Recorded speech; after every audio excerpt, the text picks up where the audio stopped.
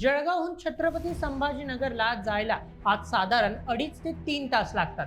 परंतु कल्पना करा, हेच अंतर जर अवघ्या 1 तासात पूर्ण झालं तर असं खरंच होऊ शकतं का?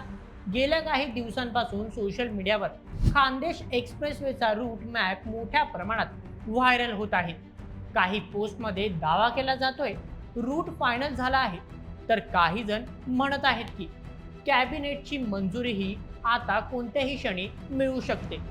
परंतु या सगळ्या दाव्यांमध्ये खरं किती? हा एक्सप्रेसवे नक्की कुठून जाणार? यामुळे नेमका फायदा कोणाला होणार? आणि सर्वात महत्त्वाचं, कॅबिनेटने खरंच अंतिम मंजुरी दिली आहे का? चला संपूर्ण गोष्ट समजून घेऊया आजच्या व्हिडिओमध्ये. आजच्या बातमीचे लेखक आहे विशाल दुबे. गेल्या काही वर्षांपासून उत्तर महाराष्ट्रासाठी थेट समृद्धी महामार्गाशी जोडणाऱ्या नव्या एक्सप्रेसवेची चर्चा सुरू होती. आता त्या चर्चेला पुन्हा वेग आला आहे, कारण या प्रस्तावित महामार्गाचा अलाइनमेंट आणि संभाव्य रूट समोर आल्याची माहिती विविध इन्फ्रा रिपोर्ट्समध्ये समोर येत आहे.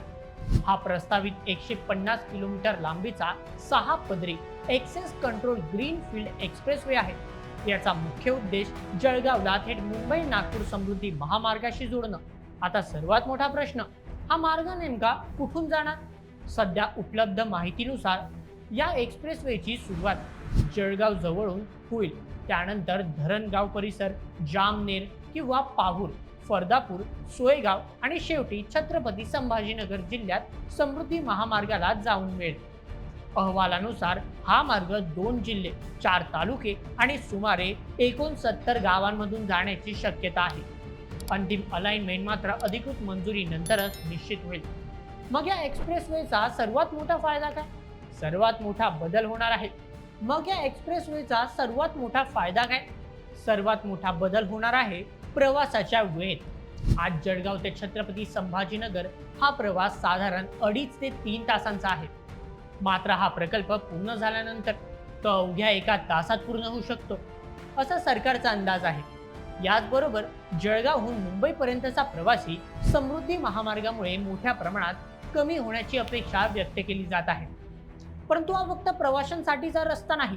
उत्तर महाराष्ट्रातील केळी, कापूस, इतर कृषी उत्पादन तसेच उद्योग, लॉजिस्टिक्स आणि पर्यटनासाठीही हा महामार्ग महत्त्वाचा ठरू शकतो. मालाची वाहतूक अधिक वेगाने होईल, वाहतुकीचा खर्च कमी होण्याची शक्यता आहे आणि नवीन गुंतवणुकीलाही चालना मिळू शकते. मात्र इतक्या मोठ्या प्रकल्पात एक महत्त्वाचा प्रश्नही आहे. या मार्गाचा काही भाग गवताळा, औट्रम घाट अभयारण्याच्या परिसरातून किंवा त्याच्या जवळून जाण्याची शक्यता व्यक्त केली जात आहे. त्यामुळे पर्यावरणीय मंजुरी, वन विभागाची परवानगी आणि अंतिम मार्ग निश्चित करताना अनेक बाबींचा विचार करावा लागणार आहे. आता सर्वात महत्त्वाचा प्रश्न, कॅबिनेट अप्रूव्हल मिळालं आहे का?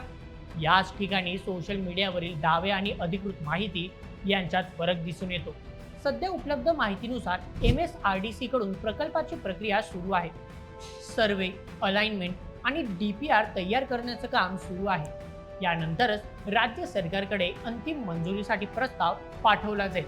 म्हणजेच कॅबिनेटने अंतिम मंजुरी दिल्याची अधिकृत घोषणा अद्याप झालेली नाही. काही इन्फ्रा रिपोर्ट्समध्ये पुढील काही महिन्यात मंजुरी मिळू शकते अशी शक्यता व्यक्त करण्यात आली आहे. मात्र ही अद्याप अपेक्षा आहे, अधिकृत निर्णय नाही. म्हणजे एक गोष्ट स्पष्ट आहे, खानदेश एक्सप्रेसवे हा उत्तर महाराष्ट्रासाठी अत्यंत महत्त्वाकांक्षी प्रकल्प ठरू शकतो. जर तो नियोजनानुसार पूर्ण झाला तर जळगाव आणि छत्रपती संभाजीनगर यांच्यातील अंतरच नाही, तर उत्तर महाराष्ट्राचा विकासाचा वेग बदलू शकतो. परंतु काम सुरू होण्यापूर्वी DPR, भूसंपादन, पर्यावरणीय मंजुरी आणि राज्य सरकारची अंतिम मंजुरी हे सर्व टप्पे पूर्ण होणं आवश्यक आहे. म्हणून सोशल मीडियावर व्हायरल होणाऱ्या प्रत्येक पोस्टवर विश्वास ठेवण्यापेक्षा अधिकृत घोषणांकडे लक्ष ठेवणं अधिक महत्त्वाचं आहे. तर मित्रांनो, या संपूर्ण प्रकरणावर तुमचं काय मत? आम्हाला कमेंटमध्ये नक्की कळवा आणि अशाच व्हिडिओसाठी सबस्क्राईब करा बोल MH चॅनलला. धन्यवाद.